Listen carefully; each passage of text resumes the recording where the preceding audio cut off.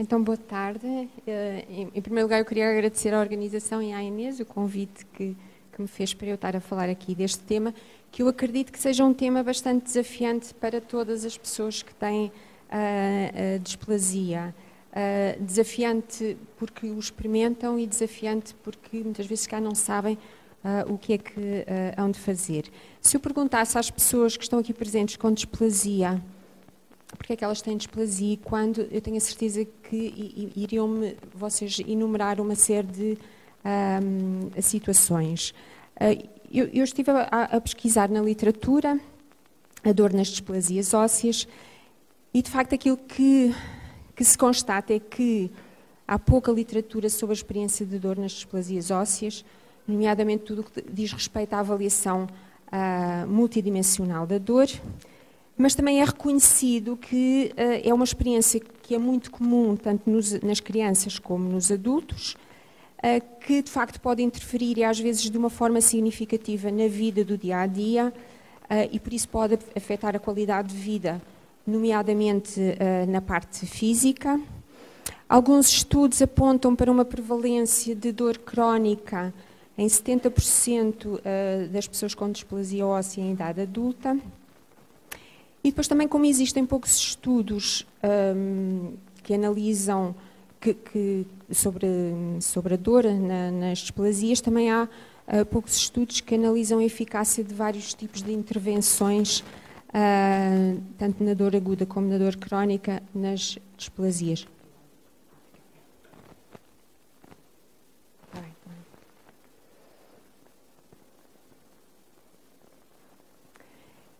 Então, e porque é que existe dor nas displasias e quando é que existe?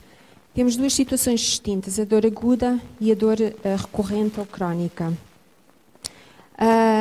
E é importante diferenciar estas duas situações porque elas depois vão ter uma abordagem diferente, algumas coisas vão ser diferentes numa e na outra. A dor aguda pode acontecer como resultado de fraturas, os procedimentos que às vezes há necessidade, cirurgias ortopédicas, neurocirurgias e, portanto, muitas vezes o pós-operatório destas situações é bastante complexo. Às vezes há uma série de procedimentos terapêuticos a que têm que ser sujeitos, pode haver compressão de nervos, a própria fadiga muscular e a rigidez relacionada com problemas de biomecânica. E a dor recorrente ou crónica está muitas vezes associada às complicações neurológicas e ortopédicas que podem surgir, das fraturas recorrentes, as deformações ósseas que vão surgindo, a hiperlaxidão dos ligamentos, a degeneração de algumas articulações e depois a dor musculoesquelética, dores na coluna, contraturas musculares, as compressões nas vértebras que muitas vezes vão originar compressões na medula, compressões de nervos e, portanto, tudo isto pode ser motivo de dor recorrente ou crónica. Mas para nós percebermos bem o que é que se pode fazer para abordar a dor, o passo primeiro é nós percebermos o que é isto da dor. Como é que funciona este sistema da dor no nosso organismo. Portanto, compreender a dor é o primeiro passo para nós sabermos como é que vamos lidar com a dor. E, portanto, por esta definição, a dor é uma experiência desagradável e tem vários componentes. Tem a componente sensorial, a componente emocional, cognitiva, social. Portanto, logo a partir desta definição, nós podemos ver que a dor é um fenómeno complexo, que envolve várias dimensões. Acima de tudo, é um fenómeno muito subjetivo. A forma como eu sinto dor e vou reagir à dor vai ser diferente das outras pessoas. E, portanto, a dor é no fundo, a conjugação de todas estas componentes. A parte física, sensorial, a parte emocional, as emoções que vão estar associadas à dor, a parte cognitiva, os pensamentos que eu vou ter, as repercussões que a dor vai ter nos meus comportamentos, de que forma é que isso vai interferir na minha vida diária e no dia-a-dia. E por isso mesmo, devido à dor ser um fenómeno multidimensional, é que surgiu este modelo, aquilo que se chama o modelo biopsicossocial da dor. Ou seja, a dor vai depender de vários fatores e é da conjugação destes fatores todos que vai surgir a experiência da dor em cada pessoa. E, portanto, ela vai depender de fatores biológicos, pode ter a ver, por exemplo, com a predisposição genética, a idade, o tipo e a extensão da lesão ou a doença associada. Os fatores psicológicos, por exemplo, as experiências prévias de dor vão influenciar muito a forma como eu vou reagir a um novo episódio de dor, a personalidade da pessoa, as suas emoções, se existe medo ou ansiedade, todas as estratégias que vão ser aprendidas e que permitem ou adaptação ou não adaptação. Fatores socioculturais, como por exemplo a influência familiar, é muito importante. Modelos de reação à dor, que muitas vezes são apreendidos na própria família. O nível de ansiedade dos pais, a educação, o suporte social, amigos, ambiente escolar, as crenças culturais e religiosas. Ou seja, a experiência de dor de um indivíduo vai resultar da conjugação destes fatores todos. Então, vamos ver agora como é que funcionam os circuitos da dor. Por exemplo, quando nós nos queimamos, por exemplo, se nos queimamos ou se picamos o dedo com uma agulha, um alfinete ou com um vidro, o que é que vai acontecer? Vamos ter receptores ao nível das extremidades. Estes receptores vão receber uma informação, vão processar essa informação e vão transformar num impulso. E este impulso vai ser conduzido ao longo dos nervos até à medula e depois na medula até ao cérebro. Quando chega ao cérebro, vai atuar em várias áreas do cérebro. E estas várias áreas do cérebro muitas vezes ativam aquilo que se chama uma modulação. E é deste resultado todo que depois resulta a experiência da dor. Ou seja, a dor não é o resultado de uma simples transmissão de um impulso que vai da periferia até ao cérebro. Existem depois uma série de outras nuances que vão acontecer ao nível do cérebro e que vão fazer e modular a experiência final de dor de uma pessoa. E depois temos outro conceito curioso, e que é, esta via da dor não é uma via só com um sentido, ela tem dois sentidos. E, portanto, para além da via ascendente, em que temos a estimulação periférica, que vai circular até cá acima ao cérebro, existe depois também uma via descendente, que é chamado o sistema inibitório descendente. E este sistema inibitório descendente é uma forma muito inteligente do corpo também, que, perante determinadas situações, permite bloquear os... acho que ficou sem... já está a funcionar. Não sei se está a funcionar ou se está a baixar o volume. E, portanto, este sistema inibitório descendente pode ser ativado por processos emocionais e processos cognitivos e que vai permitir bloquear ou total ou parcialmente o impulso ascendente da dor. É por este motivo que, por exemplo, este guru está aqui sentado e deitado em cima de uma cama de pregos e não sente a dor. Outra forma de nós percebermos como é que este sistema inibitório descendente funciona. Por exemplo, nós estivemos num safari em África, fizemos um safari, fizemos muito aventureiro, subimos para cima de uma árvore para tirar fotografias, caímos da árvore e partirmos um pé, vamos sentir imediatamente a dor. Mas se de repente aparece um leão que vem atrás de nós, o que é que vai acontecer? Nós vamos correr e fugir. Porquê? Porque aí o que está em causa é a sobrevivência do organismo. E, portanto, de repente a dor desaparece, a pessoa tem uma situação de segurança e, portanto, nesse momento o que vai acontecer é que a dor vai ser parcialmente inativada porque o organismo tem que se colocar numa situação de segurança. E porquê é que é importante nós conhecermos isto? Isto é um sistema que nós temos. Se nós o conseguirmos ativar, vai nos ajudar a nós ajudarmos a controlar tudo o que sejam os processos de dor. E depois existe outro conceito também muito interessante e que é útil saber, é que não existe um único centro de dor no cérebro. Nós temos vários locais no cérebro que vão contribuir para a experiência da dor. Isto inclui as áreas do cérebro, por exemplo, que são responsáveis pelas emoções, que é o sistema límbico, há as áreas que são responsáveis pelos pensamentos, que é o córtex cerebral, a área responsável pela atenção, que é o córtex pré-frontal, ou seja, há várias áreas no cérebro que vão contribuir para esta experiência da dor. E por isso é que nós sentimos mais dor se estamos mais ansiosos, mais estressados, se temos emoções negativas associadas, se estamos tristes, se o foco da nossa atenção está apenas virado para a dor, ou seja, isto tudo vai amplificar a forma como nós vamos sentir a dor. Depois existe ainda um outro conceito que é chamado a teoria do portão. Embora esta teoria do portão tenha já alguns anos, ela continua ainda a ser bastante atual e porque ela basicamente vai se contrapor à teoria anterior que dizia que a dor resulta apenas de um impulso que parte da periferia e chega ao cérebro.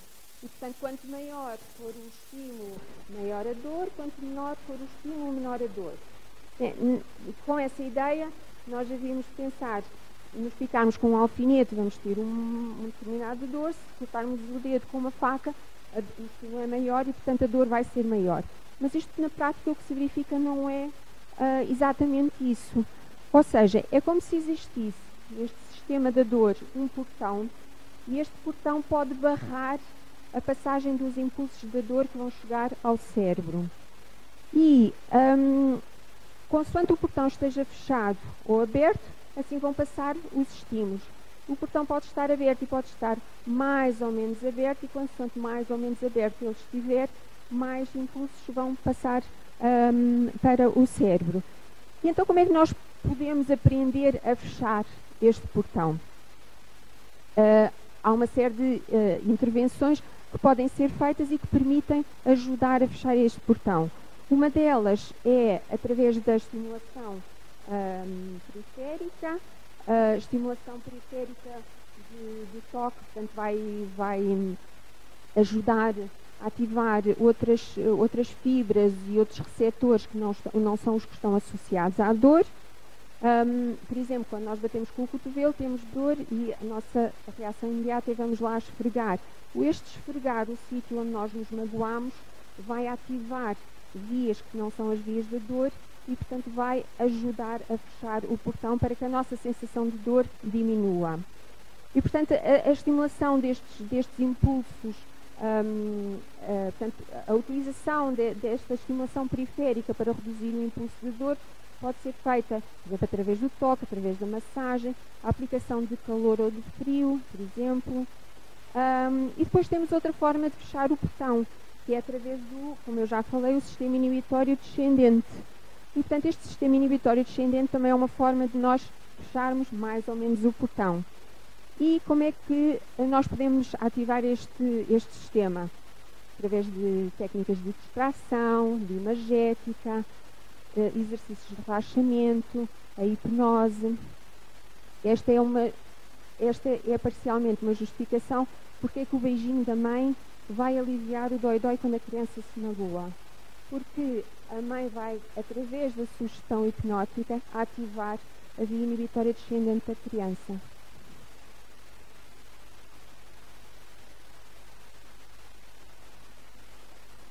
E depois, como eu já falei no início, é importante distinguirmos a diferença entre dor aguda e dor crónica. E qual é que é esta diferença? A dor aguda é uma dor que está associada a uma lesão dos tecidos, um traumatismo, uma ferida, a inflamação, a infecção. Exemplos comuns, as fraturas, as queimaduras, as feridas, quando fazemos uma cirurgia, um procedimento, etc. Portanto, vai existir a dor aguda. Esta dor é uma dor geralmente curta, por definição dura menos de 3 meses, pode durar minutos, pode durar horas, pode durar dias. E esta dor aguda é, no fundo, um mecanismo protetor. é a forma do nosso corpo nos dizer que algo não está bem. Se nós nos cortarmos, ou se pisarmos com o pé, pisarmos um prego, um vidro, ou quando tocamos numa coisa muito quente, nós vamos retirar imediatamente a mão. Ou seja, o que é que vai acontecer é o organismo está-se a proteger de um dano maior e, portanto, a dor, no fundo, funciona também como um mecanismo protetor. Avisa-nos se há algo que não está bem no nosso corpo. A mesma coisa com uma fratura. Quando nós partimos um osso, vamos sentir dor e, portanto, o corpo está-nos a avisar de que alguma coisa não está bem. Já a dor crónica...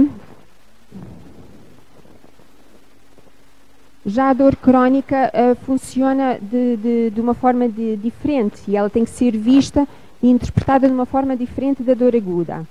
Por definição, é uma dor que dura mais do que 3 meses, ou seja, ela vai para além do período esperado para a cura ou a cicatrização. Podemos ter uma lesão inicial que vai dar, num determinado período de tempo, uma dor aguda. Se esse tempo, após a cura inicial e a cicatrização, se a dor persiste, já vai ter outros mecanismos que estão envolvidos. Tem outros mecanismos que estão por trás dessa dor. A dor crónica pode estar associada a uma doença crónica, em que pode haver de forma recorrente insultos e lesões, mas também há situações de dor crónica que não têm uma causa aparente. Não se encontra propriamente uma lesão que esteja por trás dessa dor. E, portanto, em muitas situações, a dor crónica deixa de ter esta função de alerta. Exemplos de dor crónica: as dores de cabeça recorrentes, dores musculoesqueléticas nas costas, nos músculos, dores nos nervos, as dores de barriga recorrentes. Portanto, são exemplos de dor crónica que deixaram de ter esta função de alerta. Portanto, a dor crónica não tem a função de alerta e, portanto, ela já não funciona como um sinal para nos avisar, como um sinal de perigo, para nos avisar que alguma coisa está mal. E, portanto, é como se fosse um falso alarme, não é? Como se tivéssemos um alarme de uma casa que está sempre a apitar, mesmo que não haja ladrões ou não haja fogo. E é assim que funciona a dor crónica. Porquê é que é importante distinguirmos estas duas situações e nas displasias em que existe dor aguda e dor crónica é importante distinguir? Por exemplo, uma dor aguda está associada a uma fratura, é importante nós respeitarmos o repouso, não é? Para que o organismo recupere. Mas se tivermos uma dor crónica musculoesquelética, aí já deve ser, por exemplo, incentivado o exercício físico e a mobilização, porque isso já vai ser importante para refriar o sistema da dor. E depois acontece aqui uma coisa muito interessante na dor crónica. E neste aspecto mostra-nos como o cérebro é formidável a aprender coisas. Por exemplo, quando nós estamos a aprender a andar de bicicleta ou estamos a aprender a tocar piano, à medida que nós vamos treinando e à medida que vamos fazendo, vai-se como que criar a via do piano e a via da bicicleta no nosso cérebro. E quanto mais nós praticamos, melhores vamos ser a fazer essas coisas. Ou seja, quanto mais praticamos estas vias, mais elas se tornam fortes e melhor vamos saber andar de bicicleta e melhor vamos aprender a saber a tocar piano. De tal forma que a certa altura já fazemos aquilo de forma automática, sem pensarmos. Os dedos já fluem bem, já pedalamos sem estar a pensar no que é que estamos a fazer. E, portanto, tal como o cérebro aprende outras coisas, não é? E aprende a andar de bicicleta e a tocar piano, também ele pode aprender a dor. Ou seja, quando se tem dor durante muito tempo, semanas, meses, anos, o que é que acontece? O cérebro está constantemente a praticar a dor. E quanto mais ele pratica a dor, mais a via da dor se torna forte, mais a via da dor se torna maior. E quando isto acontece, nas situações de dor crónica, diz-se que há uma sensibilização do cérebro, há uma sensibilização do sistema nervoso central, uma sensibilização de todo este sistema, que envolve não só o sistema nervoso central, o cérebro e a medula, mas também a parte periférica. E, portanto, é como se todo o sistema da dor está amplificado. Ele está constantemente a funcionar. Mas também, tal como o nosso cérebro é muito plástico, não é? Nós temos uma plasticidade enorme no cérebro e os nossos circuitos cerebrais estão constantemente a adaptar-se às nossas experiências e por isso nós também podemos treinar o cérebro a controlar a dor. E, portanto, é um bocadinho isto que vai acontecer nas situações de dor crónica. É que começa a haver um processamento da dor que está alterado. Ou seja, é como se esta sensibilização do sistema nervoso vai amplificar constantemente a sensação que nós temos e a presença da dor. E, tal como eu já referi no início, é um processo multifatorial. E, portanto, pode depender de fatores biológicos, fatores psicológicos, fatores sociais. Todos estes vão contribuir, alguns mais e outros menos. Umas pessoas têm maior peso do que outros, mas todos estes fatores vão contribuir para, como resultar, este processamento de dor alterado. E, por exemplo, na dor crónica, nas displasias ósseas, temos uma série de situações que vão contribuir para esta sensibilização do sistema nervoso, tanto central como periférico. As fraturas de repetição, a hiperelaxidão dos ligamentos, que muitas vezes são responsáveis pelos microtraumas que vão acontecendo, as deformidades ósseas, compressões dos nervos, ou seja, são tudo situações que podem contribuir para esta sensibilização e, portanto, para as alterações no processamento da dor. E, portanto, o que é que acontece? Na dor aguda, nós temos aqui um predomínio dos processos periféricos, a inflamação, as lesões dos tecidos, enquanto que na dor crónica, quando passamos para uma dor que já é considerada crónica, vão predominar os processos mais centrais, a sensibilização do sistema nervoso central, vai haver alterações dos receptores, dos neurotransmissores. Então, eu agora vou passar um bocadinho o que é que nós podemos fazer para lidar e para controlar a dor, as nossas estratégias de ação. Eu, como sou pediatra, vou falar muito aquilo que se faz para a dor, tanto aguda como crónica, na pediatria, mas eu penso que isto é perfeitamente aplicado também aos adultos. Em primeiro lugar, é muito importante haver uma avaliação multidimensional da dor, ou seja, nós já vimos que a experiência da dor resulta de uma série de fatores e, portanto, temos que também avaliar a dor nessa perspectiva multidimensional. E, portanto, é importante fazer uma boa história da dor, na avaliação da dor perceber se estamos perante uma dor aguda ou uma dor crónica, ou uma dor aguda sobre uma dor crónica, a história psicossocial, a história familiar, um exame objetivo, tudo isto nos vai dar informações e vai nos permitir fazer a chamada avaliação multidimensional da dor. E depois é também importante olharmos para esta relação inseparável, mente, corpo, espírito. Ou seja, a nossa mente e o nosso corpo não estão dissociados, não são inseparáveis. Aquilo que nós pensamos e sentimos vai influenciar o nosso corpo e aquilo que o nosso corpo experiencia também vai influenciar a nossa mente e aquilo que nós pensamos e sentimos. E, portanto, entender que a mente faz parte do corpo e que a mente também pode contribuir para nós modificarmos algumas sensações corporais é um dos passos mais importantes e críticos para entendermos como é que a mente pode nos ajudar a controlar a dor.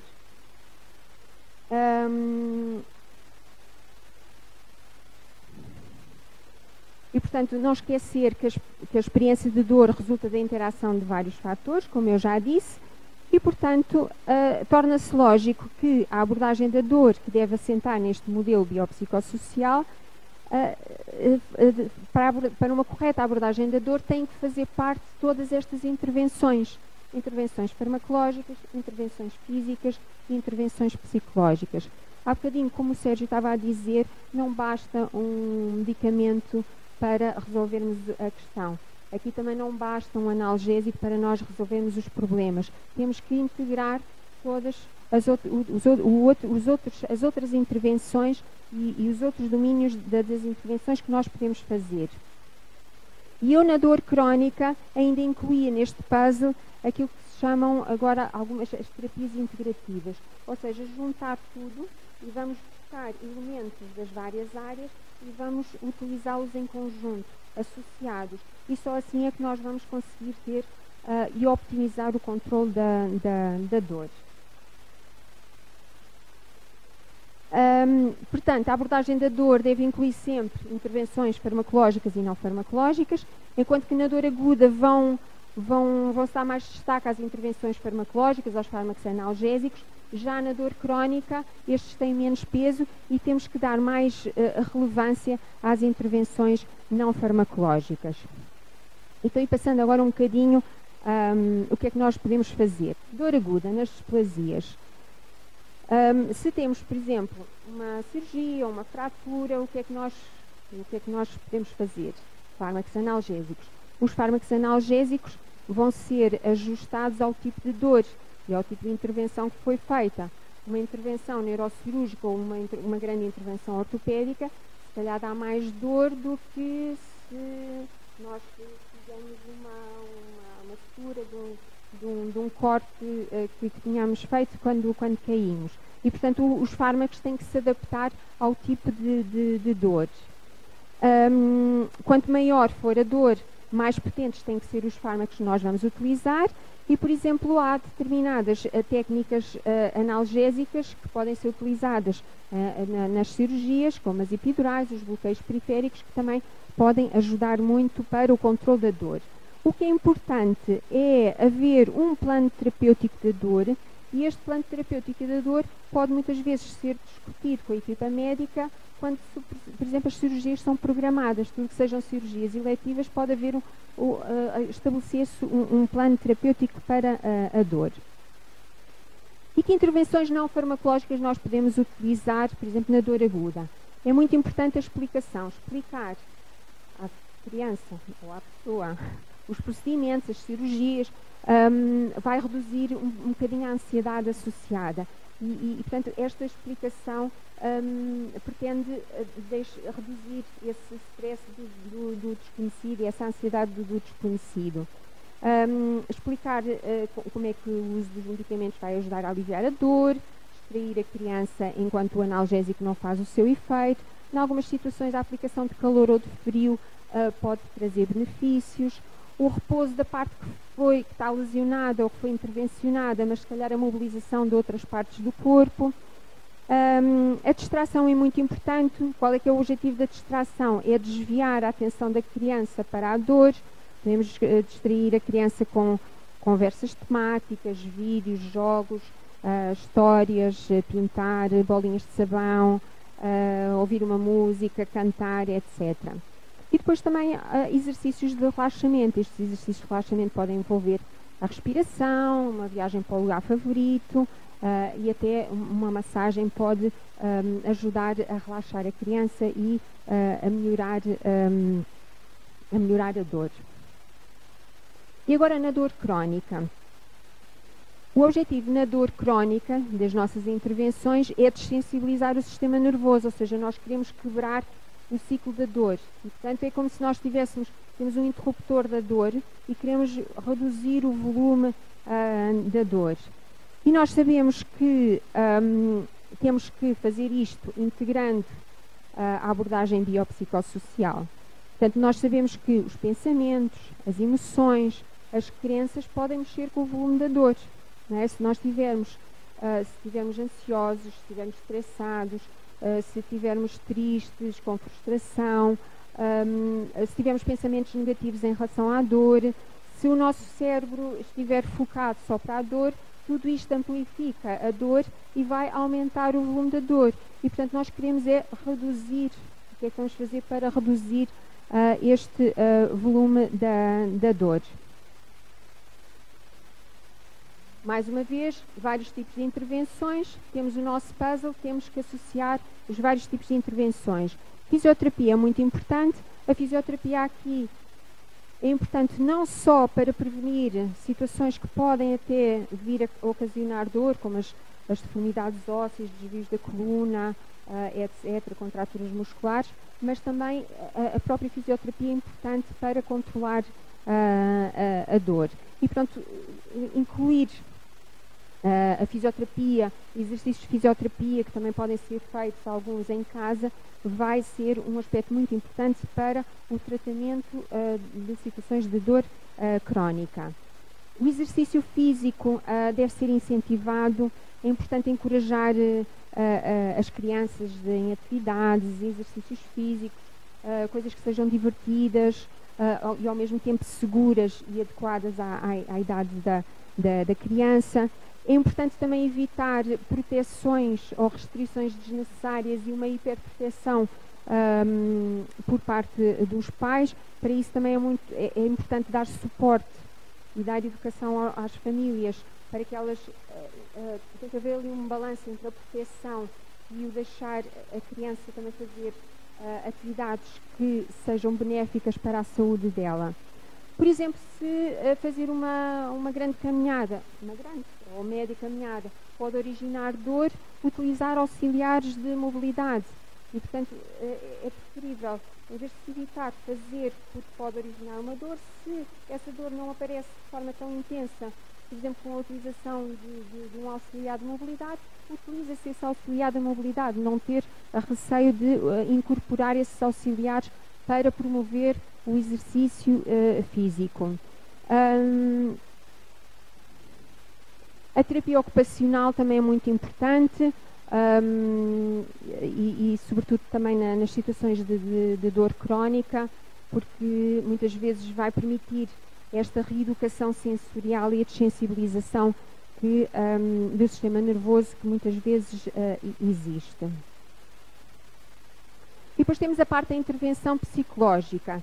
Dentro da intervenção psicológica adequada à dor, é um tipo de intervenção muito específica e adequada à dor. Infelizmente, nem todos os psicólogos têm esta formação específica de lidar com as situações de dor crónica. A terapia cognitivo-comportamental é um tipo de terapia que está cientificamente comprovada que é eficaz nas situações de dor crónica. O que é que ela vai fazer? A terapia cognitivo-comportamental vai nos ensinar que a forma como nós pensamos vai afetar a forma como nós nos sentimos, tanto emocional como fisicamente, que por outro lado também afeta a forma como nós agimos, ou seja, os comportamentos. E portanto estas coisas todas, os pensamentos, as emoções, os comportamentos, se nós conseguirmos identificar aquilo que nos bloqueia e se nós conseguirmos modificá-los de modo a nos ajudarem, portanto é nesta dinâmica que assenta a terapia cognitivo-comportamental. Como nós vimos lá atrás, para a experiência da dor, temos várias áreas do cérebro que vão ter a sua ação. A parte das emoções, o sistema límbico, a parte dos pensamentos, a parte da atenção. E, portanto, nós temos que pôr aqui todo este sistema em diálogo e não afastar a mente do corpo. Depois temos uma série de intervenções que vão entrar também dentro de uma área que são as intervenções mente-corpo e que permitem promover o relaxamento. Promover o relaxamento para aliviar o stress. Respiração abdominal, imaginação, imagética, autoguiada, exercícios de relaxamento muscular progressiva, hipnose, ensinar exercícios de auto-hipnose, biofeedback, etc. O que é que estas intervenções vão permitir? Quando existe muita dor e se mantemos um estado de stress permanente, vamos ter o sistema nervoso simpático sempre ativado.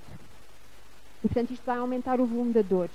Aquilo que se pretende fazer com o treino do relaxamento é exatamente diminuir a atividade do sistema nervoso simpático, aumentar a atividade do sistema nervoso parasimpático para induzir um estado de relaxamento do corpo e, consequentemente, o volume da dor vai diminuir. Portanto, este tipo de intervenções assenta dentro de um grupo que são chamadas as intervenções mente-corpo, e, portanto, este tipo de intervenções ajudam a usar o poder da mente para desligar o sistema nervoso simpático, ativar o sistema nervoso parasimpático e controlar a dor. Este tipo de intervenções inclui-se naquilo que hoje em dia é designado de medicina integrativa. Ou seja, o que é isto de medicina integrativa? Nós vamos integrar várias intervenções, algumas que são mais convencionais, as outras que são mais complementares ou alternativas. Eu não gosto muito do nome complementar ou alternativo, gosto mais do nome de integrativo. E, portanto, com a integração dessas várias intervenções é que vamos ter o nosso puzzle completo. Dentro destas intervenções mente-corpo, além daquelas que eu já referi, por exemplo, também a musicoterapia, a arte-terapia, o yoga, o qigong, o tai chi, portanto, todas este tipo de intervenções, o que é que elas vão promover? Vão ajudar a alterar a sensação da dor, vão ativar as vias inibitórias descendentes, vão promover a libertação de opioides endógenos, que são os nossos analgésicos endógenos, que nós podemos promover essa libertação, vão induzir relaxamento, vão dar uma sensação de autorregulação, uma sensação de controlo, ajudam a lidar melhor com os sintomas e ajudam também dentro da parte da distração. Depois existem outras intervenções, que são chamadas, o grupo das intervenções manipulativas ou baseadas no corpo, a acupuntura, a massagem, existem vários tipos de massagem, reflexologia, osteopatia, terapia energética, ou reiki, portanto, são tudo áreas que também podem ser exploradas. Este artigo no Pediatrics fala das terapias mente-corpo que têm sido usadas nas crianças, sobretudo estas, biofeedback, hipnose, meditação e mindfulness e o yoga. Estas terapias têm sido bastante estudadas e têm-se revelado muito promissoras na melhoria da saúde, sobretudo em situações crónicas. E, portanto, como eu já disse, estas técnicas ajudam o corpo a usar o poder da mente para desligar o sistema nervoso simpático e controlar a dor. Controlar a dor e controlar também as emoções negativas, os pensamentos negativos e portanto, melhorar a qualidade de vida. Falando agora, assim, especificamente numa ou outra. A hipnose. Isto da hipnose muitas vezes dá assim, as pessoas ficam baralhadas, o que é isto da hipnose? Mas basicamente não é nenhum bicho de sete cabeças. A hipnose é como se fosse um estado alterado de consciência em que vai existir uma concentração muito aumentada e muito focada numa ideia ou numa imagem. Nas crianças muitas vezes é um estado natural. Quantas vezes nós não vemos as crianças que estão no seu mundo imaginário da fantasia? Elas estão no seu estado de auto-hipnose. E quando se recorre a exercícios de hipnose, pois nós podemos, e sobretudo se as pessoas aprenderem a utilizar a hipnose, e portanto fazer exercícios de auto-hipnose, nós estamos a amplificar recursos naturais que as crianças têm e ajudamos as crianças a contribuírem para a resolução de um problema com os seus próprios recursos naturais. A luva mágica é uma técnica hipnótica que é usada em crianças, sobretudo em dor aguda. Por exemplo, se vão colocar um catéter periférico, se vão fazer colhetas para colhetas de sangue para análise. Depois, se vocês estiverem curiosidade, podem ver no YouTube. Tem um vídeo que mostra como é que se usa a luva mágica. Ali a nossa Marta também sabe usar a luva mágica. Depois temos outras técnicas de hipnose. O lugar favorito é uma técnica de hipnose que envolve a dissociação.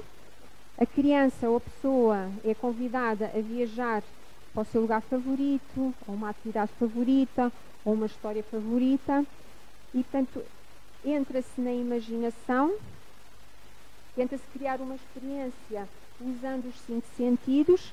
E, portanto, quando a criança está nessa experiência imaginária, desvia a sua atenção e desvia o foco, portanto a dor fica para trás. Quanto mais se repetirem estes exercícios, portanto maior o potencial dele ser eficaz e, ou seja, no fundo estão-se a criar estão-se a treinar recursos próprios e estão-se a criar estratégias que a própria criança pode lidar para, em vez de estar ativada na dor, estar focada na dor, ela está a usar, digamos, outras partes do corpo que estão a ser, outras partes do cérebro que estão a ser direcionadas para desviar um foco e, portanto, desviar ali a atenção da dor e, portanto, a criança está mergulhada numa outra vivência.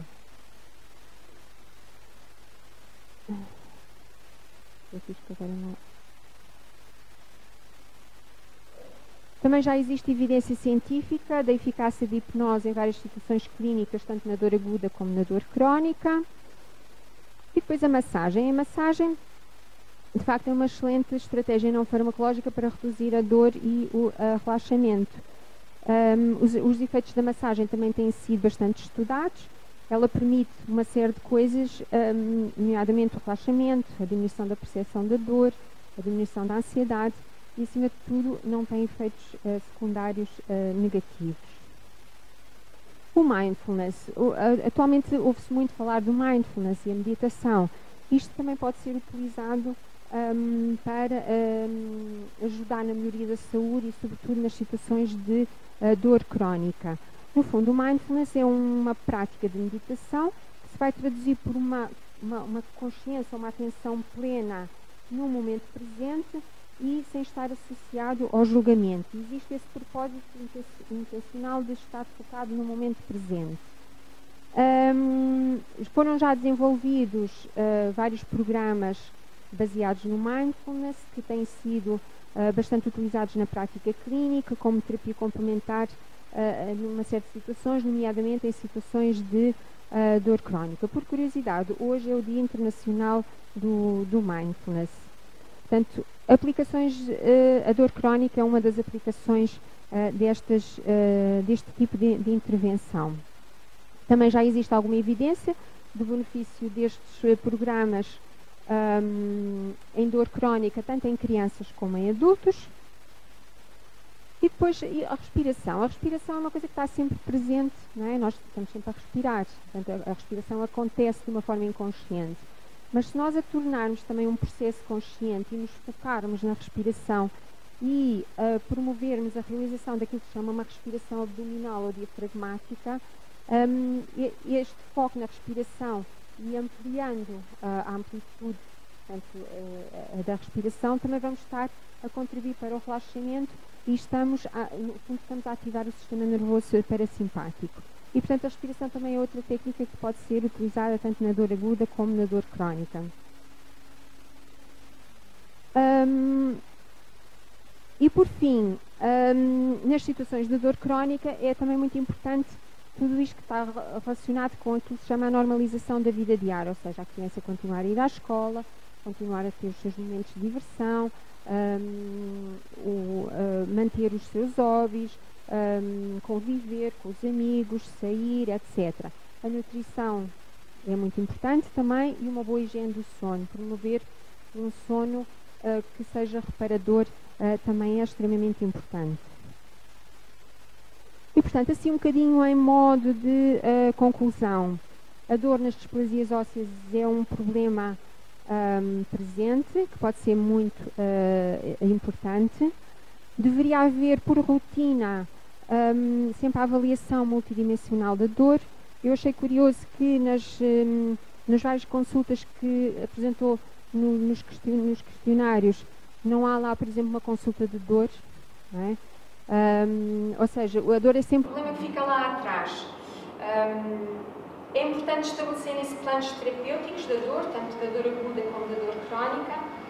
Não esquecer que uma boa abordagem da dor implica esta intervenção multimodal, ou seja, várias abordagens neste contexto biopsicossocial, ou seja, não é só um fármaco analgésico que vai permitir controlar a dor. Nós temos que ir buscar ferramentas às outras áreas e não precisamos de fazer tudo o que das listas que eu apresentei. Às vezes há determinadas intervenções que funcionam melhor numas pessoas e outras que funcionam melhor noutras pessoas e, portanto, é incluir intervenções dentro das várias áreas e depois optimizar e algum tipo de intervenções requer também a sua repetição, porque à medida que vamos repetindo e vamos fazendo de uma forma constante, também elas vão se potenciando e o efeito e o resultado delas também se potencia. É importante explorar as intervenções não farmacológicas, promover mais a investigação clínica nesta área, uma vez que ela é muito reduzida e escassa. Então, aqui a preparação para a vida adulta. As displasias ósseas são doenças transversais da infância para a vida adulta.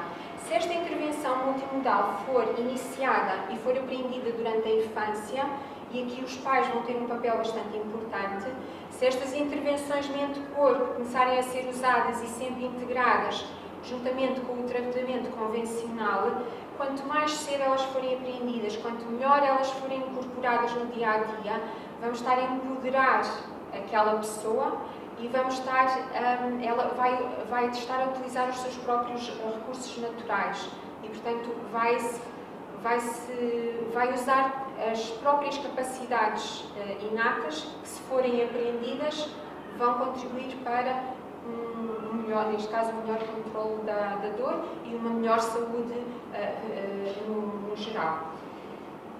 E, portanto, deixava assim aqui esta frase de Hipócrates, já o pai da medicina, que ele já dizia que é mais importante nós olharmos para a pessoa e não para a doença. E, de facto, as pessoas que têm displasia óssea, elas não são a doença, elas são uma pessoa, portanto, existe muito mais para além da doença que elas têm.